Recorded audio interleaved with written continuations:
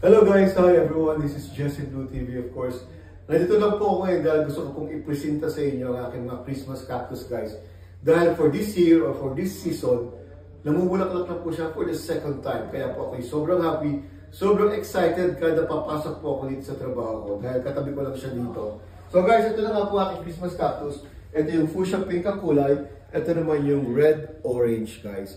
So guys, kasi nasusulat po talaga ang mga Christmas cactus po talaga. Pwedeng dalawang beses pagbulaklak kung maganda yung kanilang location.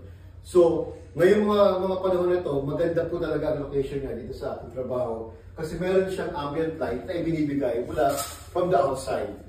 Kasi hindi lang po, yung ganitong sunlight, hindi yan siya, kumbaga hindi masyadong enough na enough talaga yan. Kaya naman guys, I'm so happy dahil nga po, nagdalawang beses nagbubulaklak ang aking Christmas cactus. Thank you for watching guys.